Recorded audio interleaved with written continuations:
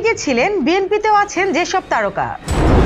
দরজায় কড়া নাড়ছে ত্রয়োদশ জাতীয় সংসদ নির্বাচনকে কেন্দ্র করে রাজনীতির মাঠে বইছে নতুন হাওয়া। আটঘাট বেঁধে মাঠে নেমেছেন প্রার্থীরা।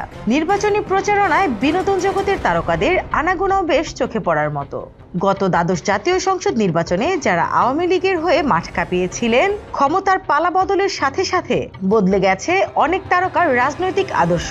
গত নির্বাচনে যারা নৌকার জয়গানে মুখর ছিলেন, এবার তাদের দেখা যাচ্ছে ধানের শীষের পক্ষে ভোট চাইতে। ফলে অনেকেই মনে করছেন রাজনৈতিক আদর্শকে ছাপিয়ে ক্ষমতার জন্য বারবার দল বদলাচ্ছেন এসব শোবিজ তারকারা। 2024 সালে অনুষ্ঠিত নির্বাচনে ঝিনাইদহ 1 আসন থেকে আওয়ামী লীগের নৌকার প্রার্থী হতে মনোনয়ন ফর্ম কিনেছিলেন ম্যাডাম ফুলি খ্যাত নায়িকা শিমলা।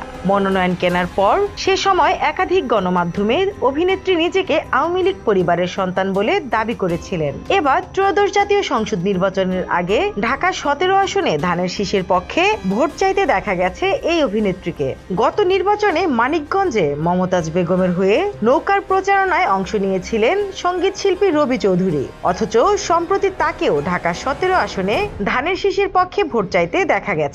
এ নিয়ে সমালোচনা শুরু হলে তিনি সাফাই গেয়ে বলেন, তিনি কোনো নির্দিষ্ট দলের নয়, বরং সহকর্মীর হয়ে মাঠে নেমেছিলেন। এদিকে ঢালিউডের জনপ্রিয় অভিনেতা ওমর সানি গত সোমবার সামাজিক মাধ্যমে ঘোষণা দিয়েছেন, এবারের নির্বাচনে তিনি ধানের শীষে ভোট দেবেন। তার এই মন্তব্যে নেটিজেনদের মধ্যে মিশ্র প্রতিক্রিয়া তৈরি হয়েছে, কারণ তার স্ত্রী চিত্রনায়িকা মৌসুমী এর আগে আওয়ামী লীগের সংরক্ষিত নারী আসনের মনোনয়ন ফর্ম কিনেছিলেন, যা এখন সামাজিক মাধ্যমে নতুন করে ভাইরাল হচ্ছে। স্নিগ্ধা আখি, দৈনিক নতুন সময়, ঢাকা।